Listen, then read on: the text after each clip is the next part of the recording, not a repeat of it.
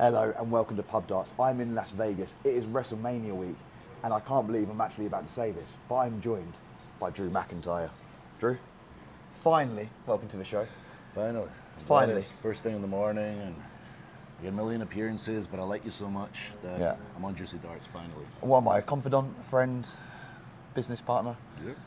Bit of all We three. do magic together, so I hate darts. I mean, I'm learning to like darts. Yes. It's very big in the UK. I just don't understand it. So today you're going to educate me, so I appreciate that. This is a crash course. Now, obviously, we can't play darts if you don't have any darts. So, my friends at Target have actually produced you Drew McIntyre G1s. So only 5 of these have been made, and we are going to give away 2 sets on Instagram and on TikTok. These ones are mine, isn't it? These are yours, man. I'm going to take those. It's freaking Open cool. these up. Open these up for me. Give me a second. I just want to look at the cover real quick. Some badass pictures. Hopefully they're flying around the screen right now as I'm talking all these pictures. Because they're awesome. Yeah, man, they're sick.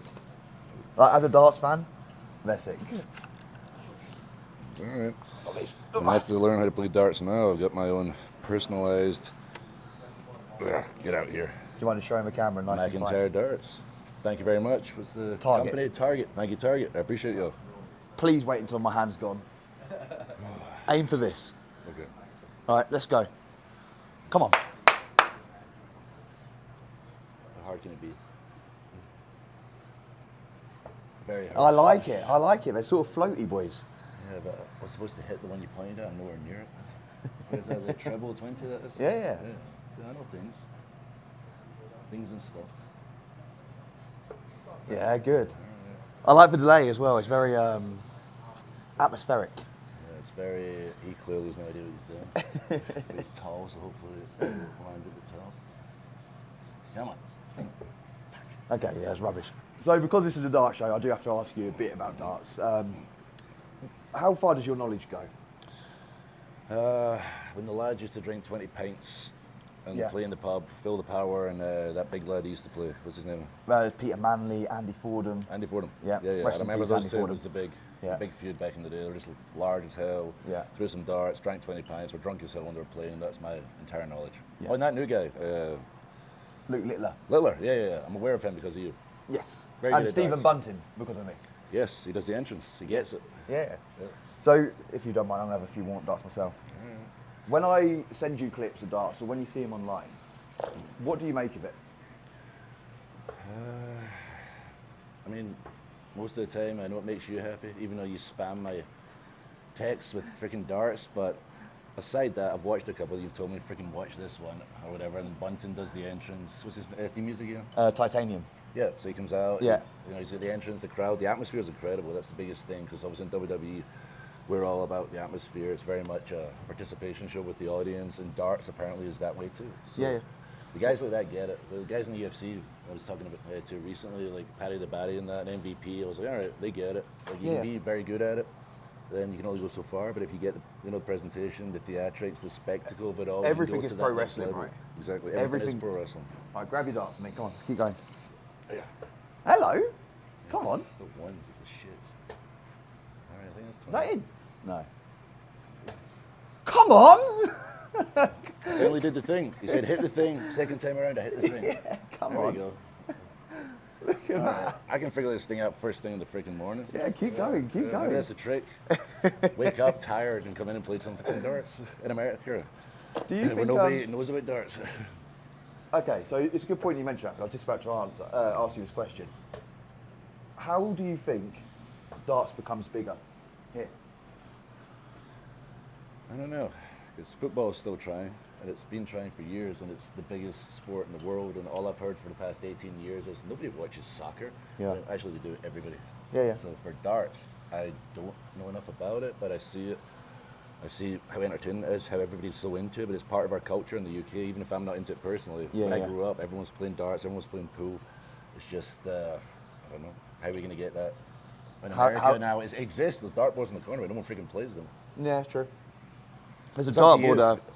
There's a Juicy dartboard in the darts. Judgment Day locker room. Do they play? No, No. absolutely not. It's up Decorative. to you. It's Juicy Darts. We're taking it to America, so we're gonna. I'll be the one to take gets it in America. And if Drew McIntyre did, I was, of course I did. I'm a darts expert. I got it over in America. I knew it was going to be a thing. Here we I've go. always loved it since birth.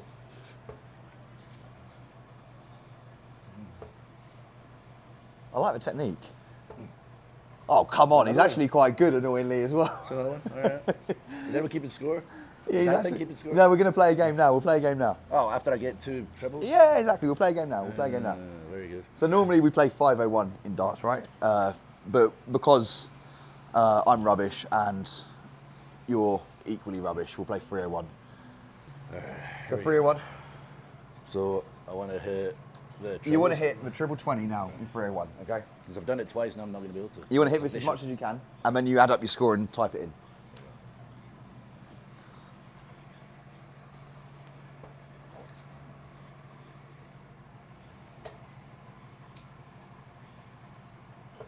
How's your math? That's a big question. Bad, really bad. When you see clips of Luke Litler, as someone who's competed on the highest level yourself, 38 plus 7 is 45.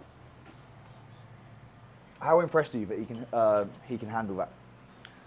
Handling the pressure is incredible, how young he is. Like, I don't really understand a lot what's going on, but you text me and my cousin Brett texts me, excited and explaining what he's done and how he's breaking records, how nobody's done this Not just breaking records, like making history. transforming the game. Yeah, at his age and drawing so much attention to the game, which I didn't hear much about until you started talking about Luke Litler. Yeah. So it's incredible to me, just the confidence and the ability when there's so many people around him screaming, shouting. I can barely do this with people being silent right now. And he can do it with. So, like, how do you handle that pressure? I mean, I've just done it. Or do you so not long. think about it? I mean, I do think about it. I've done it so long that as long as I feel confident about the story we're trying to tell, and physically I feel as good as I'm going to feel, like I'm pretty confident when I go out, but I still get the butterflies in my stomach. I still get the nerves.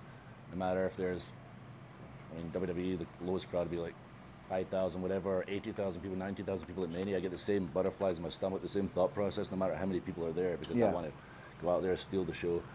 More importantly, to me, is like tell a compelling story that we can continue every week, because that's what matters. It's not the cool moves we do, is the emotional reaction we get from the crowd, how we make people feel, the moments we give them that they remember, because they don't remember a backflip 2 weeks later. They remember how we made them feel. Do you think when you stop getting the butterflies, it's time to pack it in? Yeah, 100%. Yeah. It sometimes can lose perspective. Damn it. 30, it's 25. It's good. It's a good score. I've been doing it so long, but Oh, hello. 34. breaking your neck and getting fired really helps with perspective. So I still want these triple 18s. No, so you've got 52 left. So you want to hit 20, double 16. Regular 20. Sorry? Regular 20. Yeah, regular 20. Regular 20. Don't bust it. I'm thinking in treble 20 now, don't I? God. So I fucked it. I just got to take it out now. Yeah, he's got to take it out. That was such a nice start as well. Yeah, just isolate that as the clip for the preview of how good Drew is at darts. Then when you watch it, you realise, oh, that was the one that fucked him up. Yeah, man. You see why I love this game, man? Like, it's just the fucking best. Getting better and more annoyed as I go. Now, imagine doing this in a match. And, like, it's just the best, man. That's why I don't play any pool or darts or any of that shit, because I get so annoyed, or golf. It's not good for my anger. Double 5.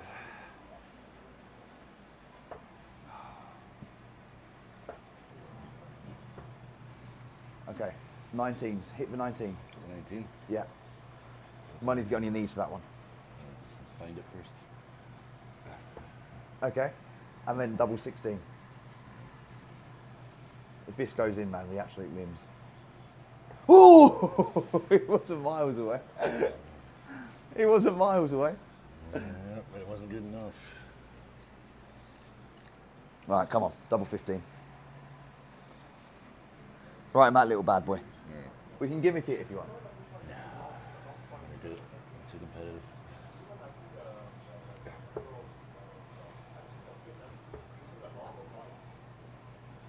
Ooh!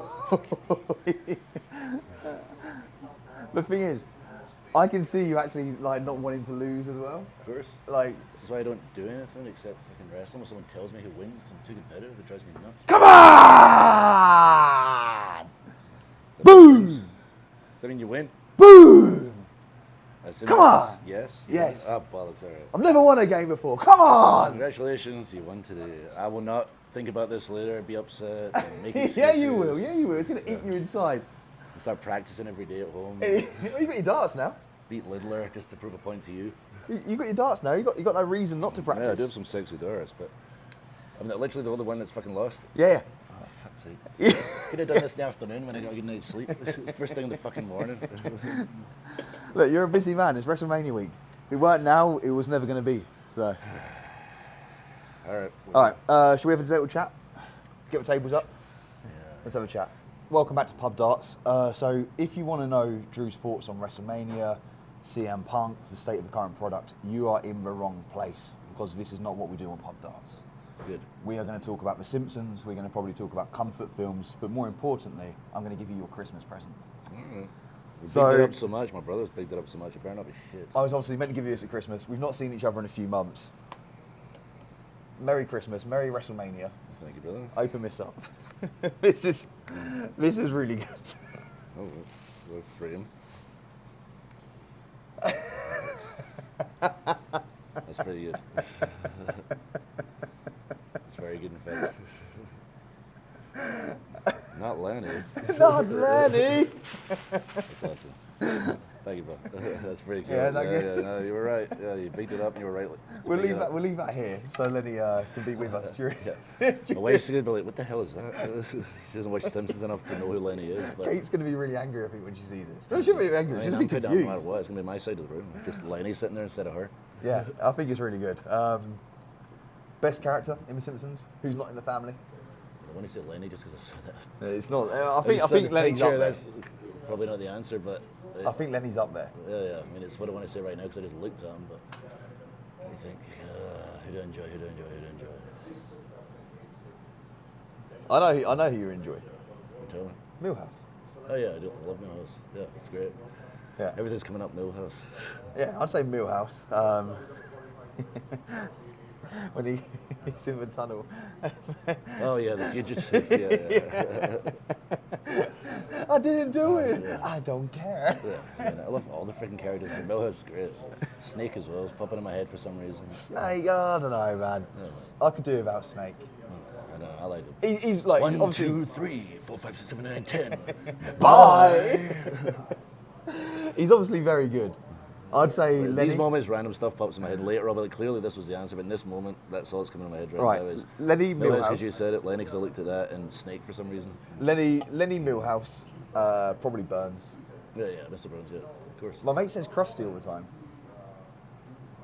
But Krusty has some like real stinking episodes in the golden years. Like, one where he finds his dad. not like it. No, I think it's a horrible episode. I like it. No, it's a horrible episode. It's not until the recent seasons I started getting off it, but yeah, I was so obsessed when I was younger. I watched it like 100 times and just accepted whatever they were giving me at that point because I was like, no, everything's good for The Simpsons. Everything's amazing. No, Until I got to the recent seasons, I was like, I can't lie anymore. It's clearly bad trash now, now. right? Yeah. We don't need to talk about recent seasons, but like 1 to 10. 1 to 10? 1 to 11? 2 to 10. Yeah, I mean, one's what it is, but two, it's awesome. Have you watched one, like properly? Yeah. It's like I mean, a I think I fever did because you told me to watch it back because I hadn't Yeah. watched it in so long, and I was like, oh no. Like the voices are off, the Yeah. animation's slightly off, and it's not quite the same. Same as Family Guy and all these shows. You watch it back the first season, you're like, all right, they're still Yeah. finding their voice, finding themselves. And Simpsons, yeah, from season 2 to probably 10. Okay. I don't even know if I can tell you the best season off the top of my head, just episodes. All right, best episode. Top three. Go. It's the baseball one. Yeah, obviously. Homer with that. Yep, I'm right with that. Yeah. What's the like? When Homer goes to get to the job and moves town. Yeah, the you one for only the- moved twice Right. with Hank Scorpio. Yes, thanks, Scorpio, yes. Yeah. Give more information for the people watching. Have no idea what we're talking about right now. Yeah, But yeah. yeah, it's awesome. And he walks in, quits the job, and Hank Scorpio's clearly this like evil villain. Homer doesn't see it. It's freaking awesome. It's so good though. He's with flamethrower and shit. You ever seen a man throw away a shoe? So Yes, good. once. Yeah, I'm gonna fucking think here because later on I'm gonna be like, God damn it, Joe, I need to think of this episode here, this season here. So let's think. Yeah. I loved the X-Files one when I was a kid just because I loved the That's a X-Files really so good much. episode though. Yeah, I was obsessed with the X-Files, so I was excited to see Mulder and Scully. And But that's a really good episode in its own right. yeah. Like when you see Mo carrying away the humpback whale. Oh yeah. Is that one where it's like Mr. Burns is like Smithers says, This, I didn't pay for any bowling. It's like, no, that's bowling. Oh, Yeah. Part that made me laugh the most, and I still remember falling on the floor laughing so much, was Ron Howard. An episode of Alec Baldwin and Kim Basinger, where he just driving in the car beside the RV, and Ron Howard just like, I guess it's up to me, leaps, and then just, instead of getting in the RV, just falls in the road and just spins off outside. Yeah, I'll never laugh so much in my freaking life. You've killed Ron Howard! I think I literally fell on the ground as a kid and laughed until I couldn't laugh anymore, then watched it again about 10 times in a row, until everyone else, like I think my brother or whatever, was like, he's not funny anymore. I was like, no, that's clearly the funniest thing of all time. Yeah, that's not even classic Simpsons. That's like season 11. Really? Yeah. I love that episode as well. Yeah, man, like that was unreal. But I've noticed, like on my rewatches, like when you get to season 10, like the quality does start dipping. Yeah, you watch it more than me, so you'll be able to. Yeah, I watch it on the like seasons and all that. But yeah, like fucking Halloween horrors, I love those as well. Yeah. Halloween specials. They're always great until the most recent ones, and they fucking suck. Yeah, they're rubbish. Yeah, but we won't talk New Simpsons. I know you're a bit of a movie guy. Top 3. Ever? Yeah. Off you dime. I mean, again, it's always like right now, in this moment, I'll think of something later, but off the top of my head, Braveheart, obviously, the greatest movie of all time. That's not, man. It's not. It's not. Sorry, history book. 100% It's not. accurate You're in wrong. every way. You're wrong. Nope, 100% accurate in every way, and you're wrong. It's a bad movie. great movie, unbelievable. It's a bad movie. Yeah, just because you're ready to pillage me. I mean, not me personally, my people, English. No, it's just I don't like Scottish. Also, it's just a bad movie. We're not going to agree here, so let's move on to Terminator 2. Yeah, you love that. Force him to watch it. He's never seen freaking Terminator 2 or Arnold movies. I think he still watches Predator. My brother and I've been saying, you got to watch Predator. I've never seen fucking Predator. It works out. I'm like, how have you not seen Arnold movies? You've seen Love Actually 12 times. Yeah, I love Actually, man. What else? You just watch again Titanic for the 15th time. It's a good movie as well. I don't think it makes my top 3, but it's... What, Titanic? Yeah, it's a good movie. You like Armageddon, don't you? Yeah, I love Armageddon. Yeah. Bruce Willis saves the world. And yeah. I get very emotional. My wife just sits there with a stern face, like, this is stupid. I'm like, Bruce Willis just saved the world. How are you not crying right now? It's one of the most stupid films ever made. Oh yeah, but so glorious. I think we were actually talking about it last night, the DVD commentary with Ben Affleck. Oh yeah. When Ben Affleck's like, breaks it down this how film makes no stupid it sense. really is. It's like, I won't go into the current stuff, but a certain actress who ruined her own movie. Yeah. So just burying it the whole time. Yeah. It makes no sense to me. If you're part of a project, find the positive, don't focus on the negative. It's like, why would we send up engineers? Because they're the best. But why are they the best? They're just the best, they're my men. Shut the fuck up and just do your fucking acting, motherfucker. They shut up and dribble, essentially. It was told. It's a good film, though. Great fucking film. Yeah. Love it. Emotional as hell. It's like my favourite shit film. Yeah. I need a third fucking film, though, like the best one. So you've got for Terminator 2, Braveheart, Armageddon's kind of on the cusp. I mean, there's a bunch. Like, Shawshank's popping in my head 'cause it's an incredible movie. But Yeah, I think that's the obvious choice, though. Like, you don't watch Shawshank if you're bored, right? no, if I see it on Netflix, whether I'm watching in a while, I'll watch it. Like Gangs of New York and Shawshank and those movies, I'll watch if I've not seen them in a while because they're amazing movies. Yeah. So top 3, something I'll watch all the time. I'll say something random because I've said a couple of obvious ones for me. Hot Rod, there we go. Hot Rod? It's random. You've never mentioned that once to me. Yeah, I love it. It's so feel random. betrayed. But I just want something that's random as hell, and people go, "Wow, he loves Hot Rod." I do love Hot Rod. It's so random, so funny. You'd not get it at all. It's very American humor, but it is funny as hell. So I thought you were going to say like Walk Tall, not Walk Tall.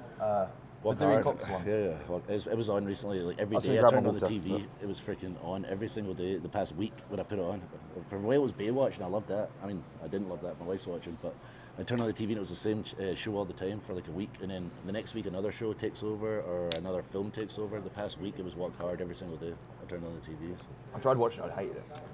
Fuck, the soundtrack's amazing. Genuinely good songs. The last song, "Beautiful Ride," is one of my favorite songs in the world. What about a song like Hot Fuzz or Shaun of the Dead? Shaun of the Dead's like up there, but not top 3. But I think Shaun of the Dead could be one of the best films ever made. Like genuinely, like one of the best films ever made. I love zombie movies, and it's up there. It's like a comedy zombie movie, but it's so Are you well gonna made. watch 28 Years Later? Yeah, of course. I watched the original one. I watched the. I couldn't find the original one initially. I watched 28 weeks later all the time. I was, what the fuck's 28 days later? And there was some kind of issue, copyright issue, and I finally saw it recently. It was able to be downloaded or rented or whatever, and I rented it and saw it again for the first time. How good is that film? Amazing. It's the stuff I worry about, like as humans, like. It keeps you awake at night. You just lay there. This is the kind of stuff that's going to take us out eventually. You lay there thinking about chimpanzees. I mean, I don't, but I was watching and go, man, this is the stuff. We're worried about all these other stuff, but this is the kind of shit that's going to take us out eventually. Yeah. Humans, we're so fucking dumb. Well, it's like in The Last of Us. You know, the opening of The Last of Us in season 1 when he's talking about fungus. Yeah. Like, that's like the best opening for a TV show. Yeah. Brother Scottish as well. Yeah, because like, I'm sitting there and I'm like, that geez, man, this can happen. Yeah, I've seen the fungus and the way it's taken over, like cockroaches or whatever the fuck is able to take over and control essentially. But it's like, it doesn't affect humans, so you don't think about it until it's laid out, like the way it was laid out in The Last of Us, and you're like, wait a minute, other things evolve and mutate. Why can't that? We'll be fucked. How prepared are you for something like that? Not at all. My philosophy now, as an old guy, technically I'm an old young guy in my job, but my philosophy now is I've seen enough that I realise that life's so short. It's fleeting. Don't waste your time being angry. Don't waste your time with negative shit. Enjoy it, because none of us got it alive. Yeah. Something like that might come That's around. That's a bit too deep for pub darts, by the way. No, like normally it's just like, I'll just shoot a zombie in the head. Yeah, people worried about it, and stuff I used to worry about. I'm like, I'm such an idiot. Does that keep you up at night? No, nothing keeps me up at night. It's just. I know, Matt. Actually, we'll talk about Drew McIntyre's timekeeping very, very soon. Yeah, I mean, I was here on time today. You was here on time today, which is a minor miracle. In the morning, because it's very important to you, so I was here. Yeah, this is important, mate. Right. But yeah, no, it's true. Like, don't worry about this stuff that doesn't matter. Like, honestly, it took me a while to realize that, and you will, and I do occasionally. You just have to get perspective and realize we're all fucking here. What would you do if Robert Carlyle was running at you? Zombie Robert Carlyle. I was going to say, give him a hug. Yeah. Okay, we'll talk about shooting Robert Carlyle. I take one of my custom darts. Yeah. You're not going to be throwing him. You'd miss, wouldn't you? No, I'd be. You end up hitting me next to him. Hold on to it and I'd bang him in the head. And custom darts would save my life. I'd be known for. I was like, fucking, there's darts Drew. Old fucking D squared is just taking all the fucking zombies out. What a hero. How would you survive? How long do you reckon you could survive a zombie apocalypse war? 2 weeks. That's a good question, by the way. I'm just not very good with anything except wrestling. You'd probably get bored and just like walk out and forget. No, I can't handle anything. I can't fix a shelf when it's fucked up. I need to get somebody in to do everything around the house. I'm not handy whatsoever. I can't kill anything and make my own food. I have to buy it from the store. Like, the only thing I'm good at, or was good at and focused on, was wrestling. And I understand I need to get more skills, but yeah, I'd be fucked. A week and a half would last, I think. You've got a big house, so you'd be fine. Then people are just going to break in with all their guns and stuff. I don't have guns and stuff. I'm in America. It's a different way of life here. You'd almost certainly sleep through most of it as well. Yeah, I mean, if I tell the missus, let's just go to bed. And we'll wait for it all to blow over the next day. Yeah, let's go down to the Winchester and wait for it to blow over. If you was in a pub fight, who are the 3 guys in the locker room you'd have in your corner? Like fighting off, like, let's say, like 30 men. I think everybody gives the same answer when they're asked this question. It's all the guys that came from Meng. I mean, Brock. Oh, everyone ever? Oh, I thought you meant like currently. Well, no, you can go. We'll do both. All right. I mean, ever. Yeah, I mean, like you just mentioned, Brock, Meng. He's the nicest guy in the world, Haku. But he's clearly, all the stories I've heard, a killer. If you. He looks like he gives like a really good hug. He does. He's a great hug, and he's so nice. But I was thinking the whole time I've known him, like growing up in my 20s, especially. How is he the baddest man ever in wrestling? He's the nicest guy in the fucking world. Yeah. Some obvious ones. Oh, Velasquez was there for a minute. Is your timekeeping always been on Drew time? Yeah. Huh? Yeah. It's bad. It's a family thing. Like my Aunt Bev was the same. They're just terrible for timekeeping. My cousin Brett was the one that said it recently. When I saw him in Belfast, we had a layover there where I was going to London before I went to UFC. Yeah. I saw my cousin Brett, and he was talking about it. I was like, fuck, this is a thing everyone says. I thought this was like a thing I knew. I was like, my timekeeping is not the best. It's a thing everybody knows. I just thought it was me privately. And knew I didn't have great timekeeping, but it turns out everybody fucking knows and laughs about it. There's 2 times, right? There's loads of time zones, but then there's like normal time and there's McIntyre time. Yeah. So it's all in Drew time. You put things back 30 forward. You put things forward 30 minutes, assuming you're going to be late. Yeah. For this today, I said, you're like, leave at 9:30. I was okay. When did I actually leave? 9:45. I went, okay, I'll leave at 9:45, which I did. You got here in time. Yeah, I'm here in time. Lost the darts, the only one that's ever lost. That's fine. I'm having a laugh right now. Do you ever miss being in the UK and just being able to do this? Yeah, I've been in America so long though. I'm so Americanized. Yeah, you are. I mean, I was in Florida for like 12, 13 years, and I'm so used to Nashville now because I've been there for almost 4 years. But I miss the people, I miss family, I miss friends, I miss the banter, I miss not offending people saying the C word. And that's about it, because I moved when I was 21, right out of university, so I grew up as an adult in America. So all I miss is really people and to the culture. And I miss Scotland. The older I get, the more I long for it. It's weird. Yeah. Like, but do you miss being able to sit in a pub and just talk rubbish with your mates? Yeah. Well, when I was sitting in the pub, I was at uni, so I was in the student union or whatever, so I never really got that chance to be like a real adult and sit in the pub, whatever, like my parents. I sat around everybody when I was a kid, and that, but I miss the banter for sure and see my mates more often. So, do you find it hard now going out? Because you can't hide either. Yeah, wrestling's gotten really big. It's cool. Wrestling's huge, but you're obviously a huge man in wrestling, physically and. I'm very much an introvert. As much as I run around in my underpants, like I'm more comfortable. People's worst nightmare. People always say, I wish I have this nightmare of my underpants or whatever, in my dream, or a picture of one in underpants. I was like, God, I wish I was in my underpants right now. I'd be so much more comfortable. If I'm at a party or like my wife and I go to somebody's house and there's people I don't know, I'll sit in the corner and they just think I'm a weirdo, stare at them, and they're like, oh, Drew's a dick. But Drew's just an introvert. He doesn't like being around people. He's more comfortable when there's a camera sitting there, or I'm in my underpants. That's when I'm actually comfortable with. The thing is, like, you can't hide either. No. I'll say about these football players, American football players, I'm like, God, the guys that aren't the quarterbacks or the main players, whatever, they're just in the helmet, they do what they love. No one really knows who they are, and they just make a bunch of money, and it's great. We're in our underpants, everyone knows who we are, and wrestling's gotten so huge. It's like, we can't even, like... It's part and parcel, so I can't complain. I'm not complaining job, here. right? It's part of it. It's just very much don't like people looking at me all the time, but I'm 6'5", and have long hair and a beard, and 280. And you're so jacked, people are going to stare no matter what. If like, you're not Drew, so what do you do? It's like the other week we was contemplating whether we get him a tube, and I was like, you just can't. Like, you go somewhere and like you're just mobbed, because I think sometimes we both forget how famous you are. I've also been at the point where nobody gave a fuck, and I was walking along, and now I prefer the way we're at now, especially for retiring one day. Like, you obviously have to make, not so much make your money, that's the wrong thing to say, but it's more like, Bobby Lashley said this to me. He goes, one day someone's not going to want to talk to me, and they're not going to want to do interviews with me. So he's like, I want to do everything now. And that's my mindset as well. Yeah. Like, just like, put the work in, put the graft in.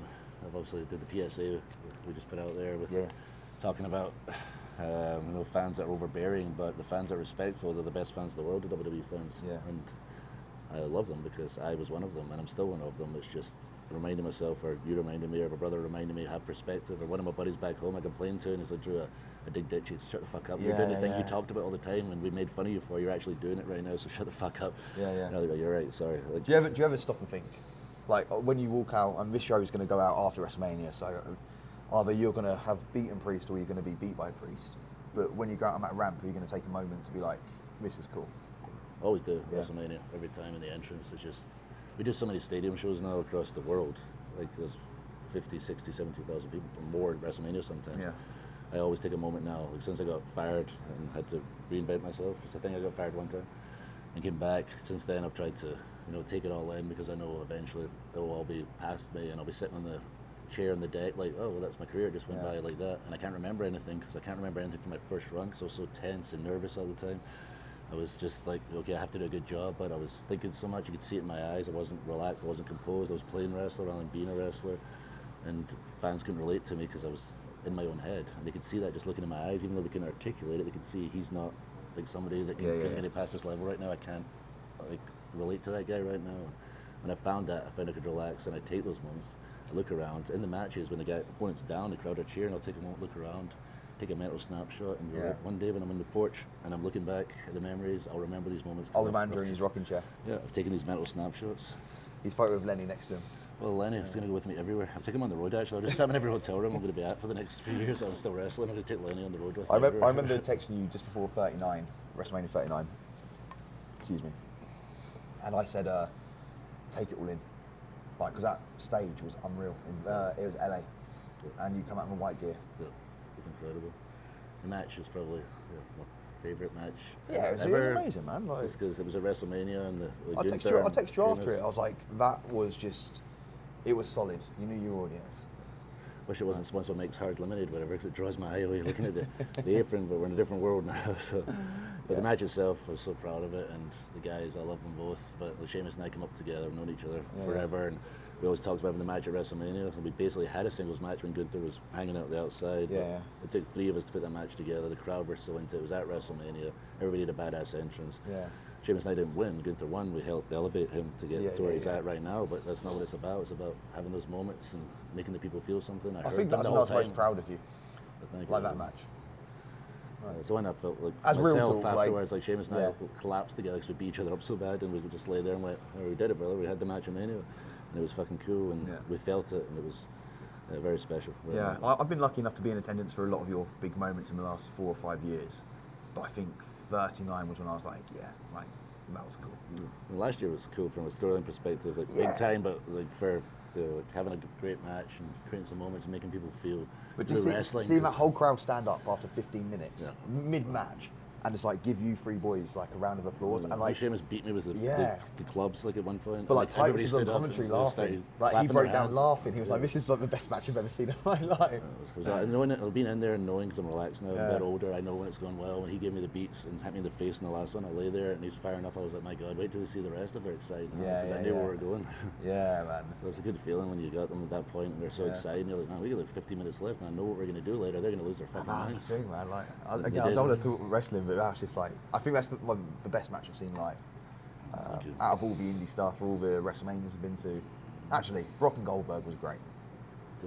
Brock and Goldberg it was a great sprint. That was really good. But your match at 39, epic. Right, let's wrap this up because I know you're a busy man. You've got gym today, more media, probably bury Damain Priest in some capacity. Yeah. Thinking about right now what I can do since we finished, but it's very busy week. WrestleMania week is the busiest week of the year. Yeah. I wouldn't have it any other way. If I wasn't doing anything, I'd be like, it doesn't feel like Mania if I'm not running about and tired the whole time. Yeah, well, that's what we're here to do. Okay. Well, I'm here to play darts, so I'm going to carry on. Yeah, I'll put you over. You win the first match you've ever won in this thing, so I'm the asshole. So when I go on Sheamus' show, he lets everyone do their workout, Celtic Warrior workouts. You're welcome.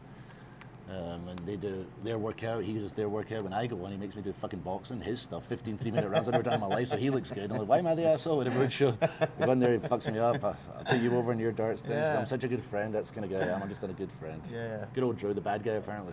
Well, pleasure. Brother, we did it. We've done it. Mania, Juicy Darts, Drew McIntyre. I've got a guest, actually, sat over there, who I'm really excited to speak about, but that show is coming very, very soon. This show was with Drew McIntyre. This was Pub Darts.